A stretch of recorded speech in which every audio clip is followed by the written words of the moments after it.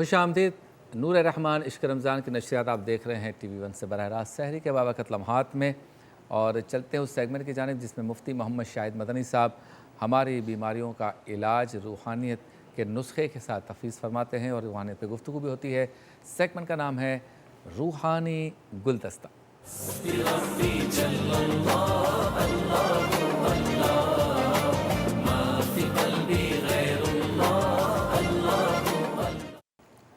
تو مفتی صاحب ایک کلام سن لیتے ہیں ہمارے نئے سناخہ سے محمد ابراہیم صدیقی سے، اس کے بعد گفتگو کا آغاز کرتے ہیں۔ جی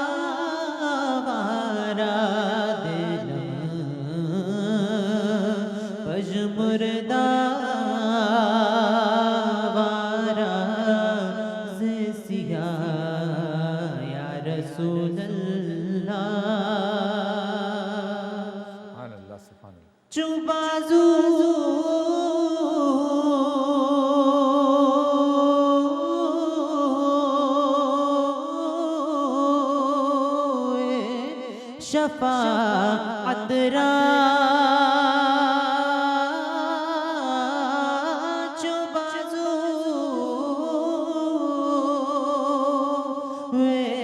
شفاعت را کشائی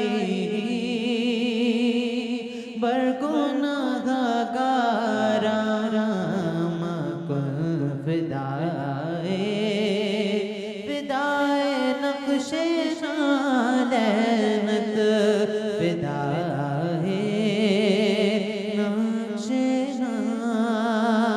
لعنت کنم جان یا رسول اللہ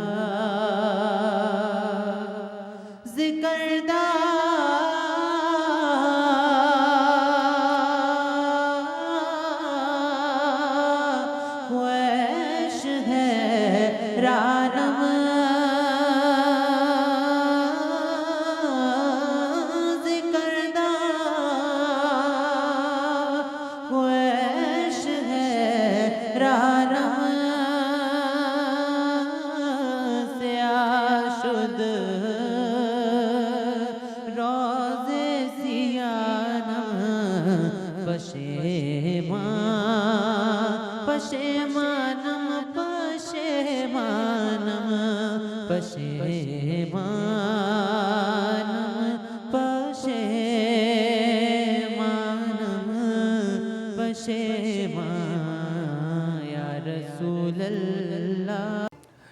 خوش آمدید۔ روحانی گلدستہ میں موجود ہیں مفتی صاحب۔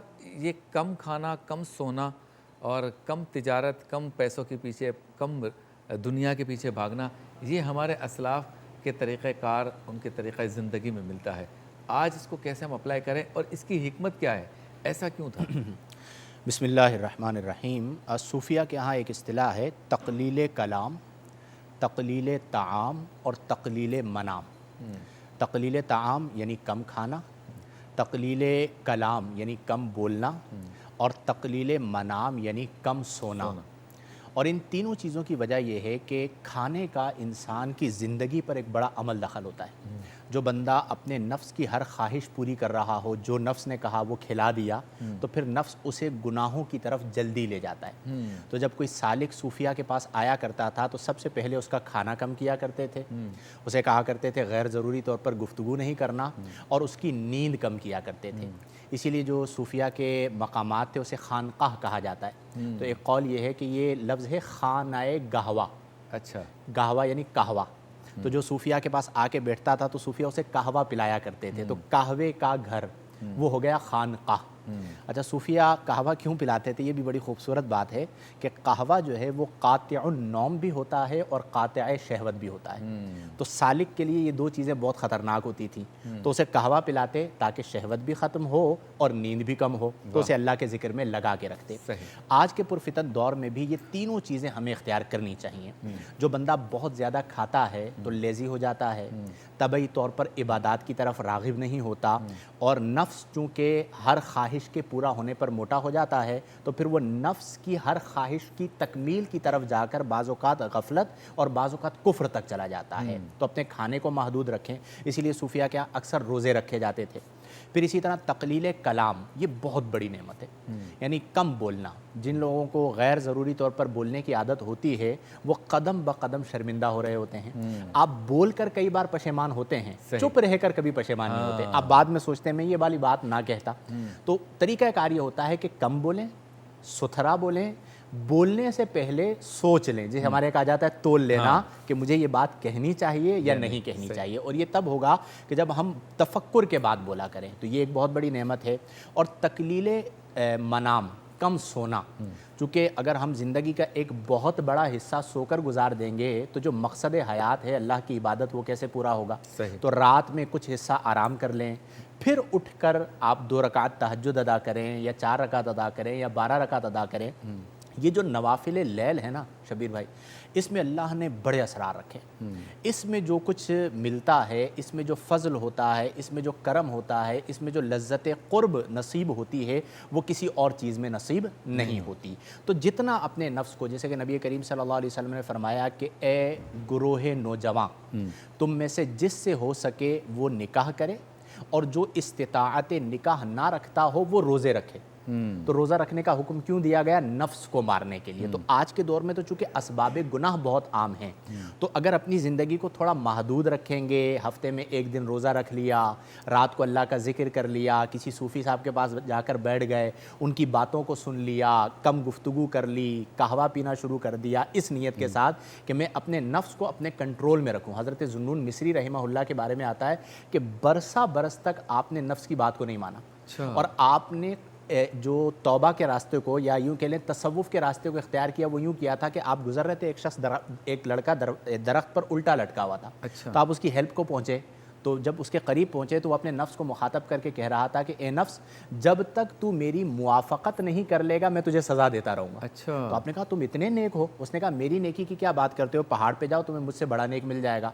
वो आगे गए पहाड़ पर, तो एक शख्स जो था वो उसकी एक टांग कटी हुई थी और एक टांग पर खड़े होकर वो इस्तिग़फ़ार कर रहा था। उससे पूछा तुम्हारा हाल क्या है? उसने कहा मेरा हाल ये है कि मैं एक अरसे तक अल्लाह की इबादत करता रहा, एक औरत का गुज़र हुआ तो मेरा दिल उसकी तरफ माइल हुआ, और ना चाहते हुए मेरा एक कदम उसकी तरफ उठा, तो गैब से आवाज़ आई कि तू हमारी इबादत को छोड़कर शैतान की इबादत की तरफ जा रहा है। तो जो मेरा पाँव उस औरत की तरफ उठा था उसे मैंने काट दिया, और उस वक्त से लेकर आज तक मैं इस्तिग़फ़ार कर रहा हूँ। और असर हुआ, आप पहाड़ से उतर रहे थे, एक दरख्त को देखा, वहाँ पर एक अंधा परिंदा था। वो दरख्त के तने से जुड़ता हुआ ज़मीन तक आता, ज़मीन से 2 प्याले निकलते, एक में पानी होता, एक में दाना होता, वो खा भी लेता, पी भी लेता, और फिर तने से जुड़ता हुआ ऊपर जाके शाख पे बैठ जाता। तो आप पे तवक्कुल पैदा हुआ। ये वो 3 वाक़यात थे جس کی وجہ سے حضرت ذوالنون مصری تصوف کی طرف آئے. کیا بات. تو یہ ہمارے بزرگوں کی زندگی ہے کہ وہ اپنے نفس کو مارا کرتے تھے, نفس کو لالچ دیا کرتے تھے کہ یہ عبادت کر لو پھر کھلاؤں گا, پھر کھانے کا وقت آتا تو کہتے اب بھی تمہاری بات نہیں مانوں گا, یہ عبادت کر لو. تو تقلیل کلام, تقلیل طعام اور تقلیل منام اگر ہم اپنی زندگیوں کا حصہ بنا لیں تو عبادات میں ذوق و شوق بھی مل جائے گا اور نفس پرستی سے اور بیرا روی سے بھی جان چھوٹ جائے گی. اچھا, بہت شکریہ. اب بتائیے آج کے لیے کون سا وظیفہ بتائیں گے آپ؟ جی, آج کا وظیفہ ہے شبیر بھائی یا عزیزو. یہ اللہ کا صفاتی نام ہے اور یہ بڑا مجرب وظیفہ ہے دو اعتبارات سے. ایک اعتبار تو یہ ہے کہ اگر رشتہ کہیں مطلب کوشش کی جائے کہ میرا یہاں پہ رشتہ ہو جائے, بات چل رہی ہو, تو اکثر لوگ کال کر کے کہتے ہیں کہ جواب ہاں میں آ جائے. تو جس دوران بات چل رہی ہو یعنی دیکھا جا رہا ہوتا ہے تو 41 بار یا عزیزو کا ورد کریں, انشاءاللہ وہ مکمل ہو جائے گا. اور کوئی کام ہو, جیسے نوکری کے لیے اپلائی کیا ہے یا کسی سے کوئی کام کروانا ہے جائز کام, تو اس سے پہلے یا عزیزو 41 بار پڑھیں اور کوئی گفتگو کیے بغیر جا کر اس سے گفتگو کریں تو انشاءاللہ آپ کی بات کو مان جائے گا. بہت خوب. کراچی اس کے مضافات میں انتہائی سحر کا وقت ہوا چاہتا ہے. چلتے ہیں بریک کی جانب. اذان فجر یہاں سے لائیو دی جائے گی, آپ سے ملاقات ہوتی ہے اذان فجر. یا نبی سلام علیکہ یا رسول